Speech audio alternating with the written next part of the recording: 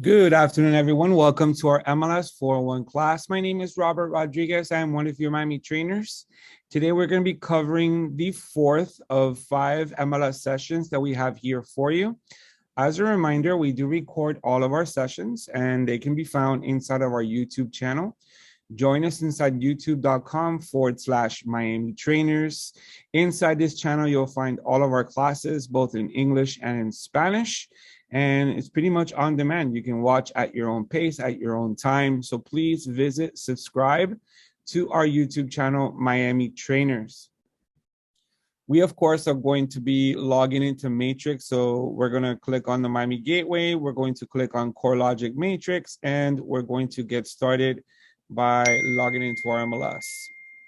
Now, you guys, this class is all about listing maintenance and how to add listings in the MLS. So of course, we're going to go up to add edit, and we're going to cover how to add, also how to edit your listings, update photos, and much, much more. I am going to now load inside the chat a document or a PDF file that we have that pretty much covers everything that we're going to be covering in this class. So if you guys go to the chat, you're going to see a document that I am uploading, and this is pretty much for you. Save it to your computer, study it. It's the MLS 401 PDF, and this is pretty much the only handout we give in this class. So please feel free to download it. It's inside the chat.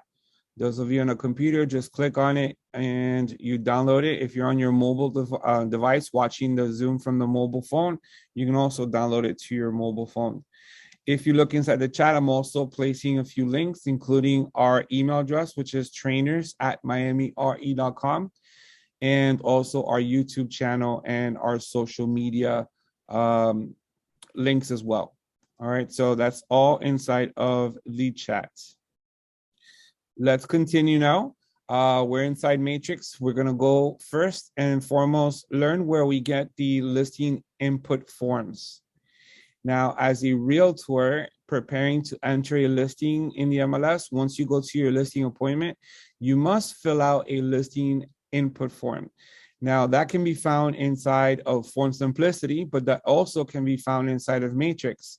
If you go to the upper right corner and click on your name, proceed to click on Help. Go ahead and click on Help, and then you're going to find the data input forms right up here on the left-hand side. Then proceed to click on Miami Input Forms. And here we have a change of status form. Anytime that you need to change the status of your listing, you should submit an MLS status change form. All right. Now, you do have the Re1 input form. So if you are filling out a single family home listing, you should fill out this form. Everything with a red R is a required field when you're entering a listing in the MLS. So this form pretty much allows you to take notes while at that listing, or maybe when you get back to your office and you want to make sure that you have answered every single question here that has the red R, because those are required fields when you're entering a listing. You have RE2, you have RIN, which is your residential income. We have RNT, which is your residential rental. Of course, you have residential land, RLD. You got commercial land, which is CLD. You got COM for commercial property, and you got business opportunities. These other forms you see here, like permission to advertise, is in the event that you guys want to advertise someone else's listings. You can go ahead and request to advertise that listing by filling out an okay to advertise permission form and then submitting it over to the listing agent.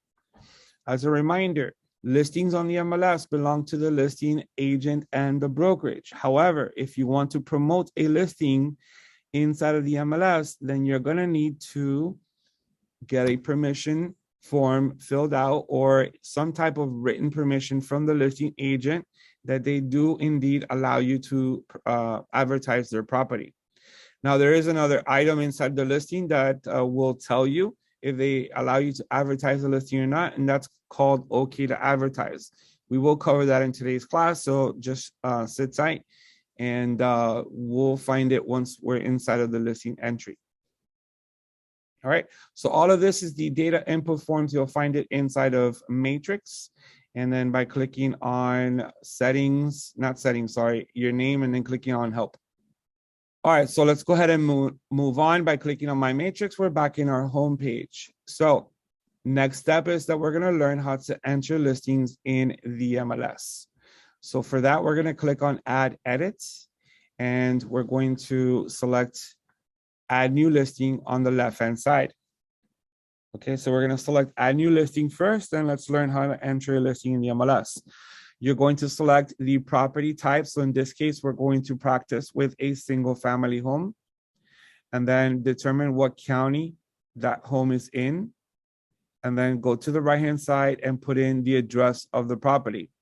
So right now, what I'm going to do is put in the address of a property that is a real property. I'm going to practice. However, I'm not going to activate the listing, okay? So let's go ahead and put in here a real address, okay? So the street number, the street name, and then if there's a unit number, if you're entering a condo, you put in a unit number. You do not have to put in the owner name. Simply click on search, and you will find here the address of the property, the owners of the property.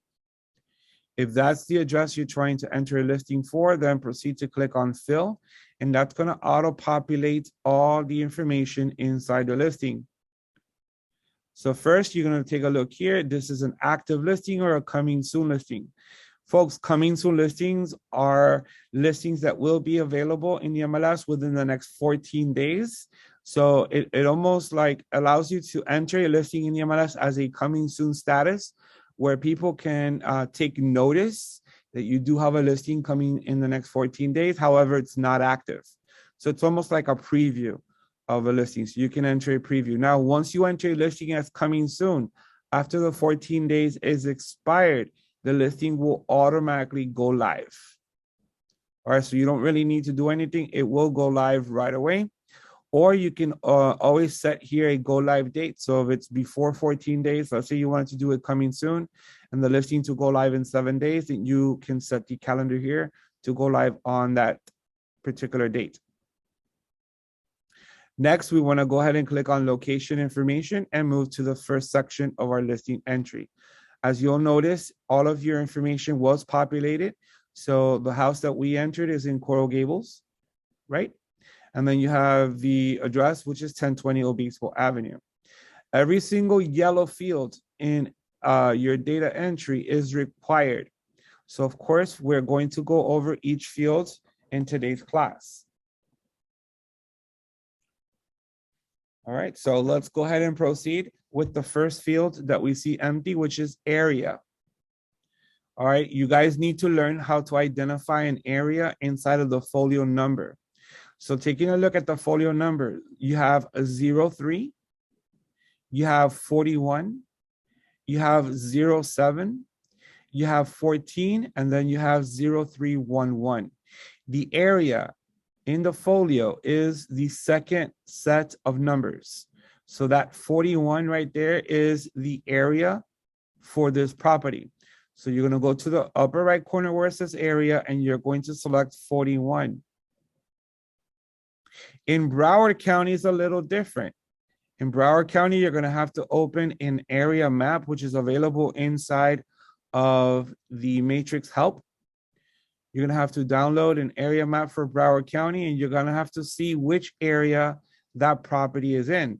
Of course, there is Miami-Dade County area maps as well, but identifying an area in Miami-Dade County is very easy. It's always going to be the second set of numbers inside of the folio. That is also equal to the township and range.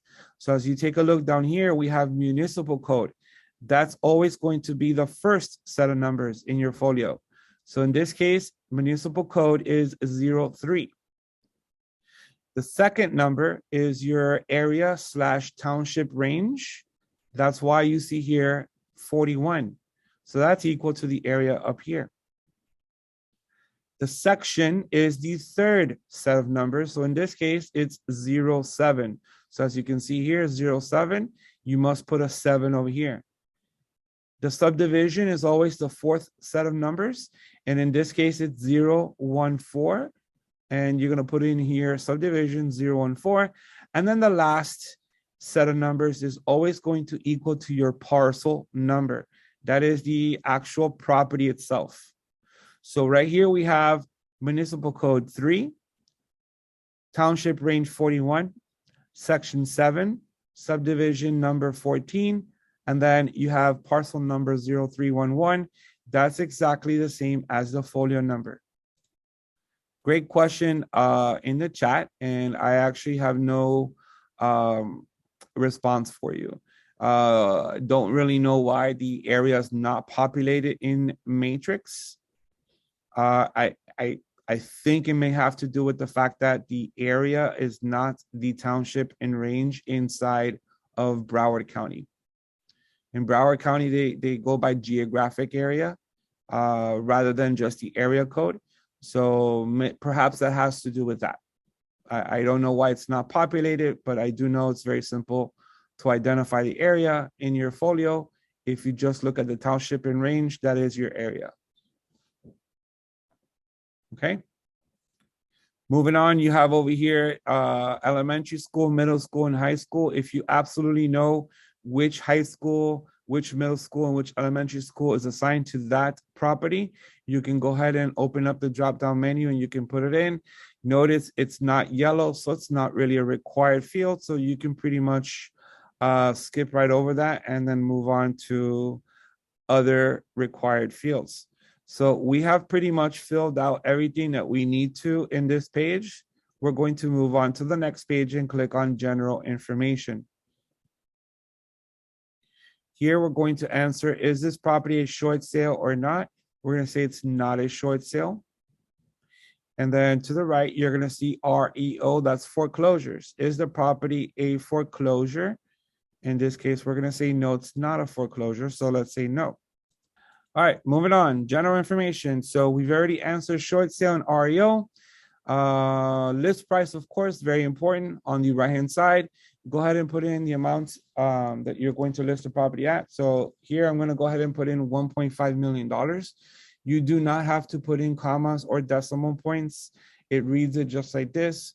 So if it's $1.5 million, you're going to put in here, of course, 3 zeros, and then 500, and then a 1. That's $1,500,000. Style. All right, this house has a pool. So it's R31, which is pool only. All right. You got R30, which is no pool, no water. You got R31, which is pool only. And then you have others with waterfront access. All right, so the property is not waterfront. Here you have square foot adjusted area, square feet living area, also total area.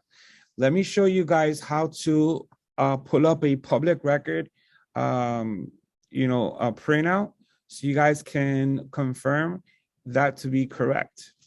You can go up to IMAP, which is up here, or Realist, depending on which one you like best. I'm going to go ahead and pull up IMAP. And once we do have IMAP in front of us, we're going to proceed to look up the property. All right, so Miami-Dade County, we're going to put in 1020 Obispo Avenue. And here we have our property. You're going to notice at the bottom of the property that you have the living area square footage is 3,164 square feet. Going back to matrix, you're going to notice that the living area is 3,164 square feet.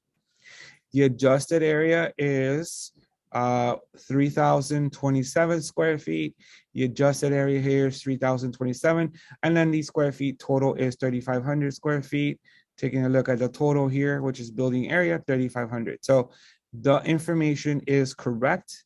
I do want to tell you, you're not able to make changes to this. All right, so this information is correct. It is auto-populated. You cannot make changes. In the event that the home is larger than what it shows in public record, then you guys are able to put in here your own square footage. It says building square feet, okay? And then you can put in who the source is. So whether the appraiser says that the building is larger, or the architect, engineer, developer, or the owner himself tells you that the property is larger, then you can place it here. You are not able to make changes to the square footage value that you see up here. Okay. All right, so let's go ahead and proceed with type. This is a single family home, not a mobile. So let's select single, and then front exposure. So the front door of the property faces what direction? So in my case, the front door faces north. All right, so, you guys need to know where it is. So for example, right here is my subject property. That's Obispo Avenue. Front of the house is facing north. All right, so front exposure north. The house was built in 1986. For year built description, you're always going to enter resale. Not always. I mean, if you're entering a new construction property, then you put in new construction. For the most part, when you're listing a property that, is not new, you're going to put in resale. HOPA, that's your Housing Older Persons Act. This is your 55 and over communities. And we're going to select no HOPA if the property is not in a 55 and over community. You are going to select verified if the property is in a 55 and over community. When it comes to unverified, I don't see why we're checking unverified. It's either in a HOPA community or not in a HOPA community. Unverified pretty much means I don't know. So you'll know if the property is in a 55 and over community. You're going to answer. In this case, it's not in a 55 and over community. Does the property have a garage? This property has no garage. So 0 garage spaces. You have to put in a numeric value, whether it's 0, 1, 2, or 3 garage spaces. If you put in here garage spaces, then tell whether the garage is attached or detached. Sometimes they have a detached garage. All right, does the property have any carport spaces? You're going to put it in there. Does the property come furnished? You're going to put in here yes or partially furnished. The lot size is 7,500 square feet. Going back to IMAP, you're going to see that the lot size is 7,500 square feet. All right, so that information is correct as well. When it comes to parking, there is a driveway. Here you got a max of 3. So you can put in up to 3 descriptions of parking. All right, circular driveway, covered parking, driveway. Driveway is enough. I don't really have to put in any other field. All right, so we've got driveway. Then we've got over here parking restrictions. All right, so again, in the city of Coral Gables, there are some restrictions. For example, you cannot park trucks or trailers. You cannot park RVs or boats. All right, you can't park those in Coral Gables, so you want to put that in here. Okay, lot description. This lot is less than a quarter acre. Remember, a quarter acre is about 10,000. I want to say about 10,600 square feet, something like that. I remember an acre is 43,560. So less than a quarter acre because we're looking at a 7,500 square foot lot. Okay.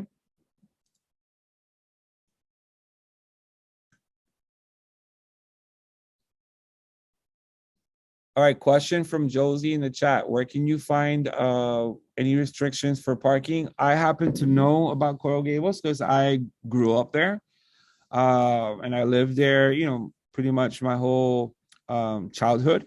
And I know that there are restrictions. You have to check with the city and their particular website for the city.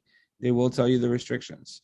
For example, for signage in Coral Gables, you can't use the regular for sale signs. You have to use very small, I want to say less than 10-inch signs. Okay, so if you go by Coral Gables and you see a house for sale, you're going to see a very small for sale sign. In other areas where there are no restrictions, you'll see the regular large for sale sign. In Coral Gables, you can't park a tractor trailer. You can't park a boat outside. You can't even park a commercial truck outside your house. All right, so must be in a garage or inside of your lot. All right, but again, check with the city, please.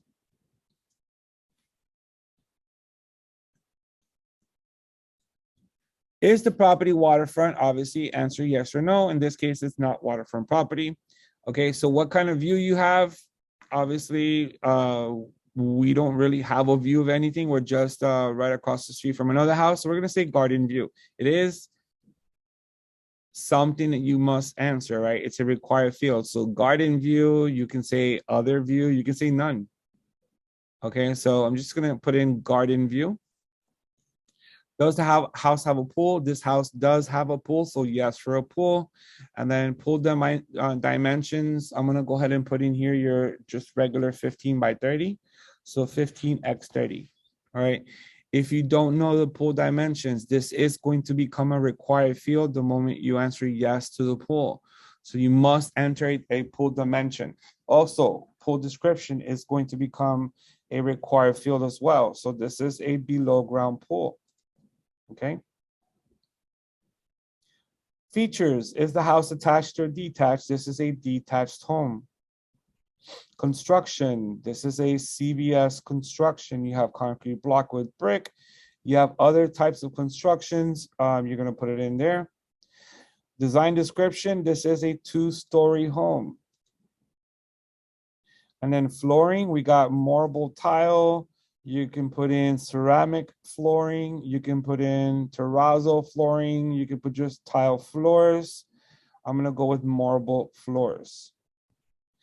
Move on to the next, which is the remarks. In the remarks, you're going to describe the property to the best of your ability inside of remarks. Do not put in your name, your phone number, your email address, or anything that has to do with yourself inside of remarks. That is a violation of the MLS rules and regulations. So make sure you leave the remarks for just promotion of the property. Where it says broker remarks, here you are allowed to put in whatever you like. You can say, contact me for more information and put your phone number, because only realtors see the broker remarks. So broker remarks are instructions for other realtors in the MLS. And then the remarks are pretty much instructions for the whole public. I'm just going to go ahead and put in beautiful. Coral Gables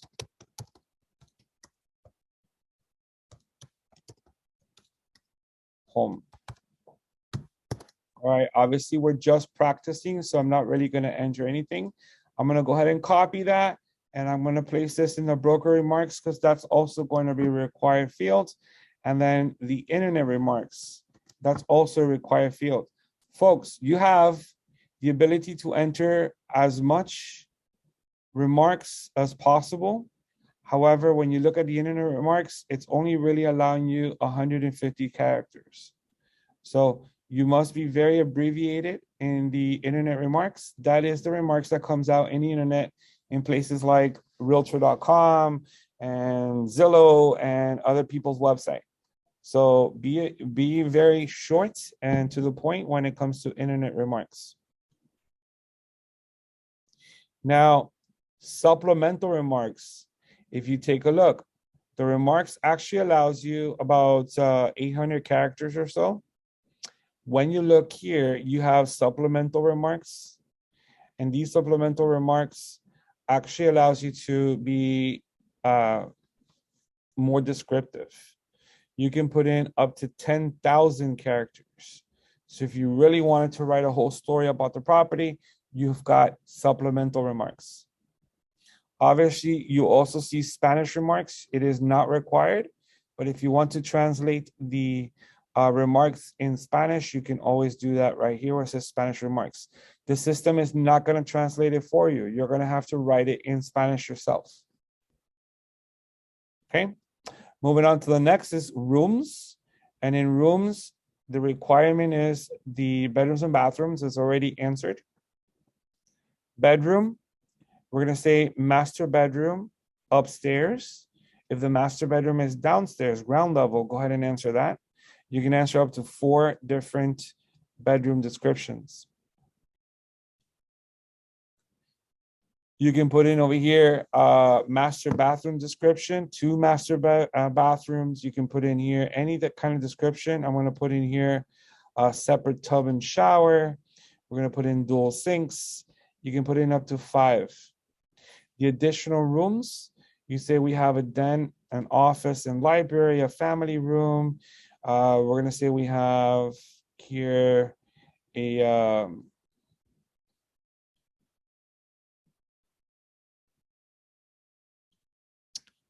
let's put in that we have laundry in the garage, right? And then you have dining, all right? So we have dining, living room, eating, kitchen. We're gonna say we have a formal dining room. And then we also have a dining, eating, kitchen here. ADA compliant, so is the property accessible? Handicap accessible or anything like that? So does it have elevators? Does the property have handicap accessible or convertible handicap? Go ahead and answer that. You do not have to put in the dimensions of the rooms. So if you have the dimensions of the rooms and you want to provide that, you can always come over here, click on more and more and more, and just put in, all right, living room. And what are the dimensions of the living room? Same thing with the bedrooms. All right, so that's not a required field. We can pretty much move on to additional information. In the additional information, if you are entering condos or townhomes and you need to answer pets allowed, go ahead and answer pets allowed. In this case, it's a single family home. All right, interior features, first floor entry. Let's say that we have a bar in the property, right? That we have a cooking island in the property. All right, if you happen to have an elevator in your single family home, put it in there. Some people would like to look for properties that have an elevator in the property. Equipment, what equipment is included? Equipment appliances. We're going to include the dishwasher. We're going to include the disposal. We're going to include a dryer. We're going to include an electric water heater. We're going to include here a washer, a microwave. Okay. We're going to include a refrigerator. So include what equipment is going to be included, right? Next, you got window treatments, you got guest houses, you got exterior features. So let's say we have a barbecue and we have a built-in grill, and you just go ahead and include whatever exterior features you like with a maximum of 7. Subdivision, there is no subdivision information. This is not like in a gated community where you have all this other activity you see here. So we're going to say no subdivision. I think there's something here called no subdivision. See here?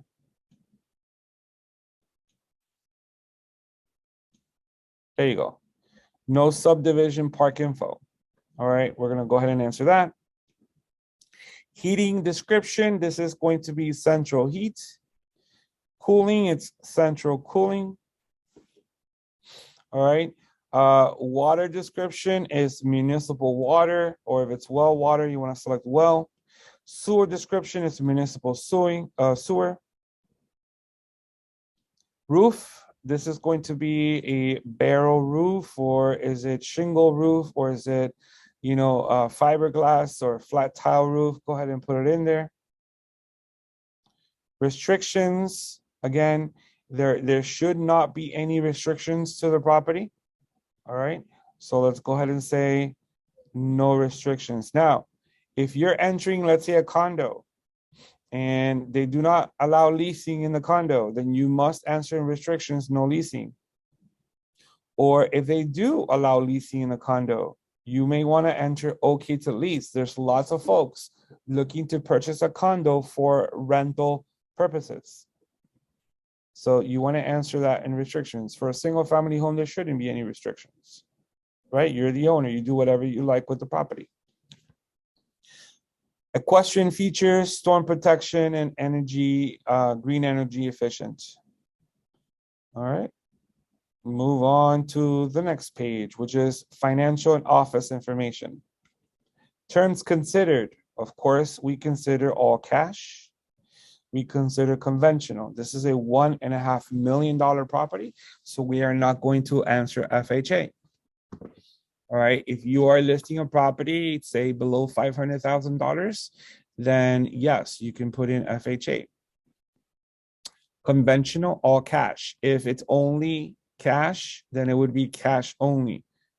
All right. It's confusing, right? All cash, cash only. Obviously, if you select cash only, then you cannot select conventional because it's cash only. So we're accepting all cash or conventional in this case. Type of association. If there is an association, select the either homeowners or a condo. There's no association here. If you do enter an association, then enter the association fee to the right-hand side, and you're going to answer that it's a monthly association payment, quarterly, semi-annually, or yearly. All right, so if it's $100 a month and you put in monthly here, and then you put in 100 at the top. Is there membership required here? We're going to say no membership is required. All right. Tax information, $11,465 is the taxes last year. Double check that with IMAP, and you're going to see that the taxes last year was $11,465. All right, so that's the tax information. It's in there. Tax year, that's 2021. That's another field that I would love for it to populate. I mean, if it's giving you the taxes for the 2021, they should automatically put in a year there, but it doesn't auto-populate for whatever reason. Possession, you're going to say funding. Again, it is always recommended that you hand over the keys once the closing has taken place and funding has occurred. All right, do not give keys before closing. All right. Taxable information or tax information reflects city and county tax. Reflects city and county tax. Question from Lilia. Is the association fee the same as the maintenance fees? In most cases, yes, Lilia. In most cases, when you're over here and you're entering association fee and then also a maintenance fee, all right, in most cases, it is the same. Sometimes there's two associations. There's an association and maybe a master association. That's when you can differ one from the other. But yeah, in most cases, if you have an association fee, is also a maintenance fee.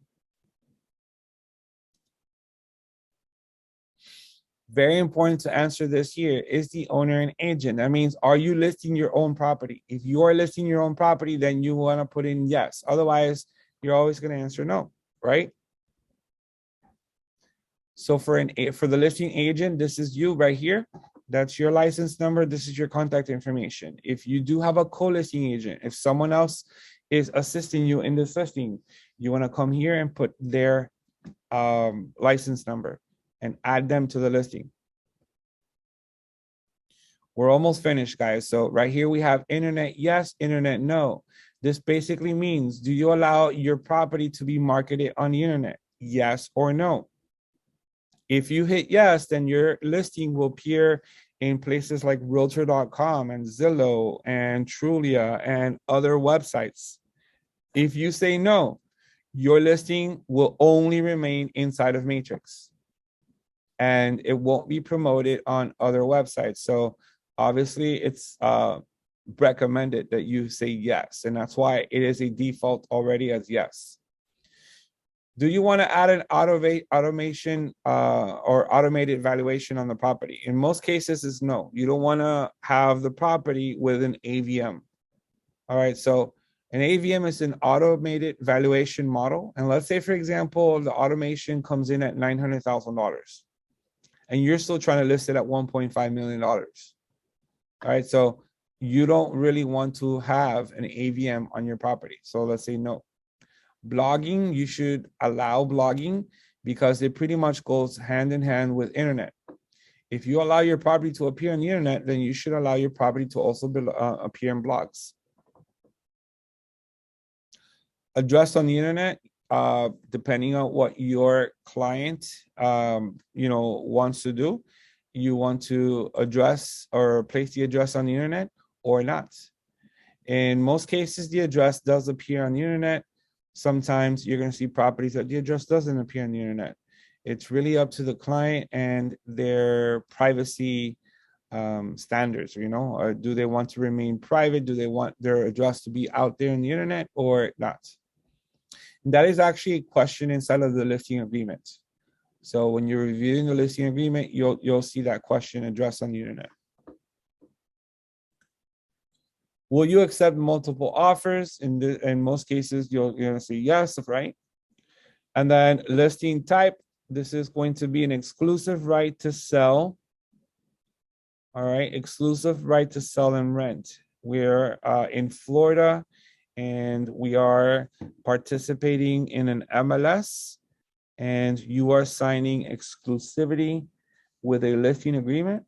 So you are going to select exclusive right to sell and rent. I don't know of any other brokerage that allows anything other than exclusive right to sell. Okay, so again, we're getting exclusivity on that listing. List date, obviously, it's going to be today's date, January 24th.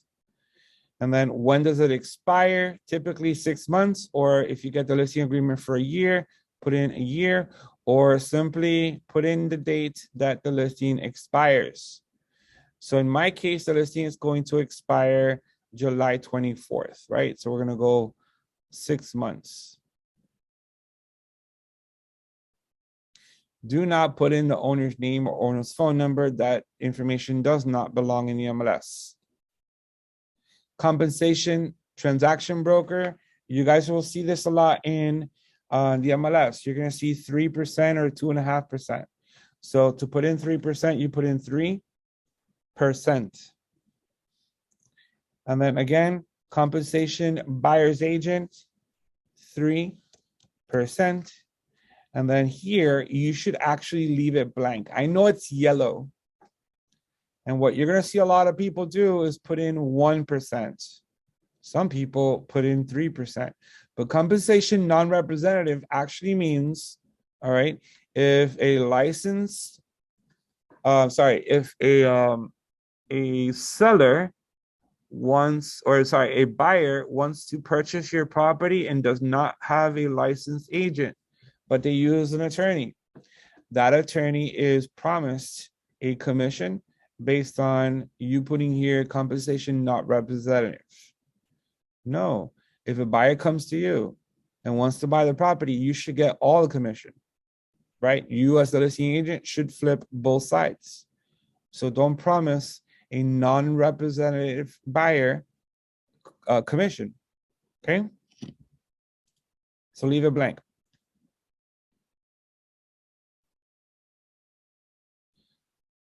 All right, answering a question that you have inside of the chat. I think I already went through the rules of coming soon at the beginning, but I will show you where on the MLS you guys can get more information on coming soon or any of the rules and regulations. All right, so but basically coming soon means we're going to be listing a property within the next 14 days. Once you put it in coming soon, you cannot market the property during those 14 days. So you cannot start actively marketing a property that's in coming soon status. Coming soon basically is like having movie previews. These are previews that are loaded to the MLS, and the property will be available within the next 14 days. But you can find out more information in miamirealtors.com/MLS.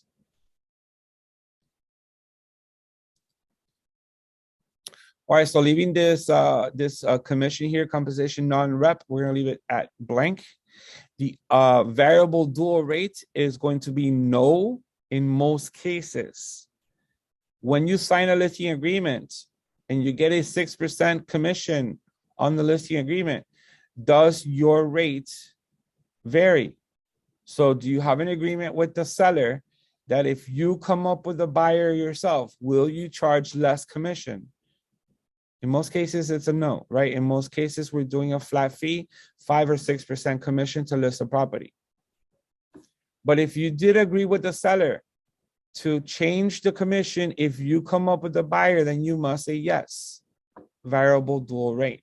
Obviously, that gives an advantage to your clients over any other realtor's clients. All right, so you must disclose that. Occupancy information, the property is homeowner occupied. Showing instructions, 24-hour notice, appointments only. And then okay to advertise. Will you allow your property to be advertised on the internet? You have no, which is a straightforward answer, right? No. You have yes, attribution not required, yes, attribution required, and then also with written broker approval. Attribution pretty much means this: I will allow my property to be advertised, but the listing office must always be stated in the advertisement. So if I work with the Miami Association of Realtors and someone wants to promote my listing, they must say listing courtesy of the Miami Association of Realtors, and that is attribution required. If you don't really care and don't really require attribution, then put in attribution not required. If you allow people to advertise it without giving credit to your brokerage, then put in not required. If you allow advertising, but a written approval must be submitted first, then put in with written broker approval. All right. So let's go ahead and answer with written broker approval. We have over here Ml Viewer. This is a virtual tour program that will create a virtual tour for you for free using the first 15 photos of your listing. So you want to make sure you answer yes or no. You guys can take a class that we have called Virtual Presentation of Your Listing. And in that class, you're going to learn more about Ml Viewer. I will let you know that an automatic 15 photo slideshow will be created by answering yes to Ml Viewer. Also, make sure that you answer here MLS offers enabled or disabled. A lot of people are starting to use the offering platform called MLS offers. So you want to enable it if you're going to use it. You want to disable it if you're not going to use it.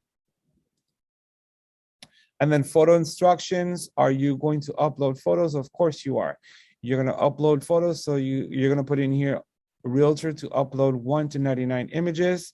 And then you want to make sure that you check for any errors that you may have by clicking on validate. When you click on validate, if you have an error, it'll tell you up here. So I do have an error. Notice there's a little error up here. So it's telling us it's in this page. So let's come here and show you that I forgot to put in carport a 0. We're going to validate again. We have no errors anymore. That means we are done entering the listing. And what I'm going to do, folks, since this is a real property and I don't want to list this property, is I'm going to click on save as an incomplete. In your case, you're going to click on submit listing. We're going to click on save as an incomplete. This is now a real listing saved as an incomplete. You see the listing number right here. We're going to go ahead and click on it and show you. Here's the listing. All right. Status is incoming, $1.5 million. And everything that I entered is already inside the listing. All right. If you want to edit your incomplete listing, you can go to add edit. And then you can select your listing. And then click here if you want to upload photos. So we're going to click on manage photos, click on browse, and then go ahead and add some photos to this listing. All right, I'm going to go ahead and take some photos that I may have here that I want to add. So give me a few seconds here while I search for the photos.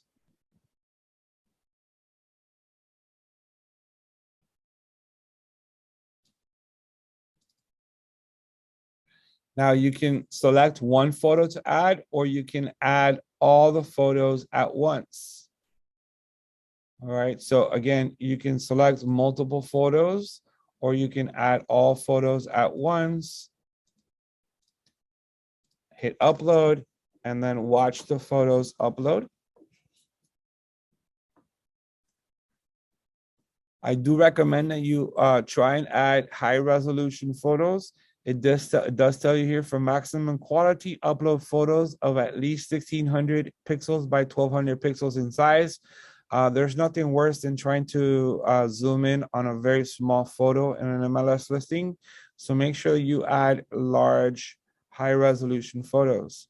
Once your photos upload, then you can always change the location of the photo the same way that I'm doing it right there.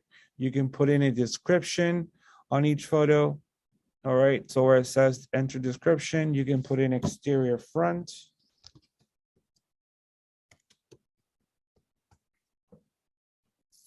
And then click on certify and save. And that is how you enter your photos in the MLS.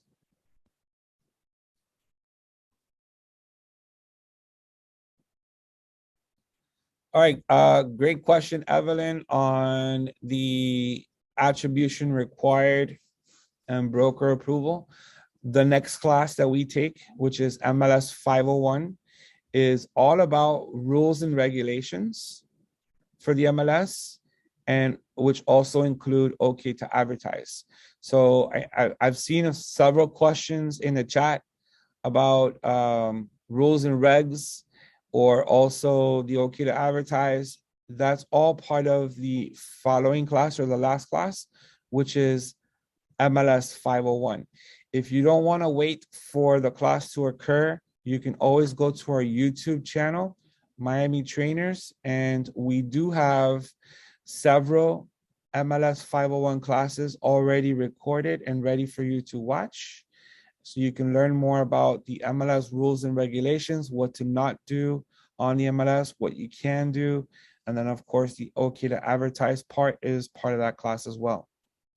All right, so please join us for MLS 501 if you want to learn more about rules and regulations.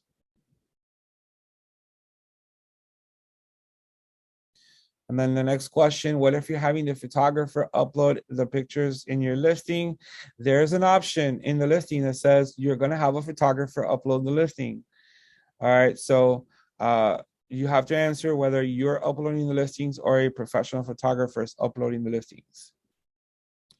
And then there's a question there on how should we enter our photos, horizontal or vertical? It really is up to you. I prefer horizontal 100% of the time. I personally do not like vertical photos.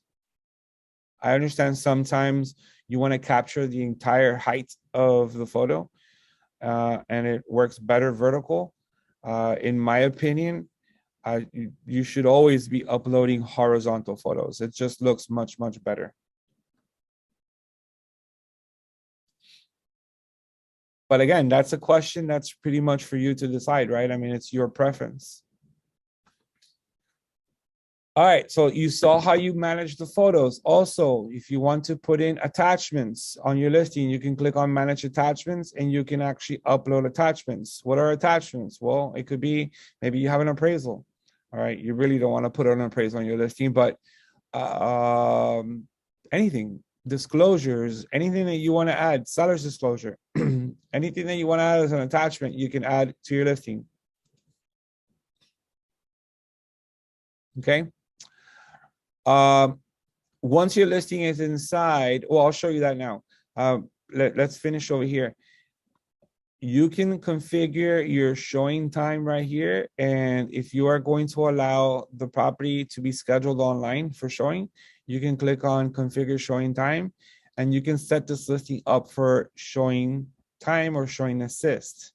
Here you got 1020 Obispo Avenue.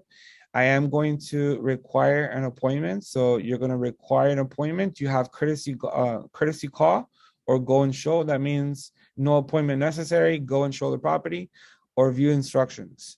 In most cases, if I answered appointment required, then you want to put in appointment required. Make sure your contact information is up to date, how you want to be notified, either via text or email, and then pretty much save this information here. And that is how you configure your showing time for the property. To learn more about showing time, we do have showing time classes that shows you how to configure your own showing time program. All right, let's take a look. Again, I go to add edit. And if you want to edit an existing listing, so I do have an existing listing here. It's 1 Test Street. That's actually active in the MLS. Then here it is. You can click on single family home to go to this and edit your listing. All right, let's cancel this input now. And if you guys want to change the status, let's say you sell the listing and you want to click on change to pending, you can change it to pending and you're going to have to put in the pending date. So when you click on change to pending, it's going to ask you when the pending date and then the expected closing date and then any contingencies you may have. Let's cancel that. And then if you want to change it to sold, you click on change to sold. You're going to put in the closing date, the date that it went pending. You're going to put in the buyer's country of origin. So let's say my buyer comes from Colombia. You can put in Colombia, or they come from the USA. If they come from the USA, what state? So let's say they reside in Florida. You want to put in Florida. You can even put in the buyer's zip code. Now, that's not really a required field, but you can. And then, of course, you want to put in the sold price. How much did the property sell for? And very important, folks, who was the agent that sold the property?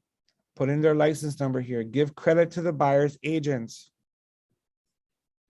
And that is how you change the property to sold. If you make a mistake when you close out a property, then you must contact the MLS, because the only ones that can change that after you have sold it is the MLS department. So we see a lot of people make a mistake in the sold price, or they didn't add the selling agent. Call us and we'll do it for you. It's a very simple step. We'll do it for you. You're not able to do it. So if you by mistake sold this property for $150,000 and you entered that here and you actually meant 1.5 million, then call us and we'll make the change for you. All right, let's go ahead and click on cancel input. And then the last thing I wanted to show you before we end today's class is that listing that we just entered. If you want to cancel it because it's incomplete, right? If you want to cancel it, go back to add edit, select the listing, and then you want to go down here.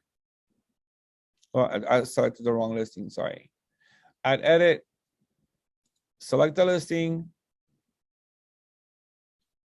and then you want to come over here and you want to delete the listing. All right, so you're going to come here, delete incoming status listing. That's going to delete it. I want you guys to know that if you leave a property incomplete for 7 days, it's going to automatically delete. So you can't have an incomplete listing for longer than 7 days. So it'll delete itself. I am going to permanently delete this. This is a real home in Coral Gables, and I'm not trying to list this property. So I'm going to go ahead and say delete the listing permanently, yes. And then click on submit listing, and that's going to delete this listing once and for all, right? We're gonna go ahead and click on submit listing. Listing has been successfully updated. I should now be able to come over here to add edit and show you that we no longer have 1020 Obispo Avenue. All right, so that listing is now gone from my my matrix and it no longer exists. And that is your simple walkthrough through MLS 401, how to edit, how to add, edit, and maintain your listings in the MLS. Folks, if you have any questions, please reach out to your trainers. We are trainers at miamire.com, or you can review this video inside of inside of YouTube. And that again is Miami Trainers. Thank you all for joining us today. Have a great rest of your day. Stay warm, and we'll look forward to seeing you in our next classes.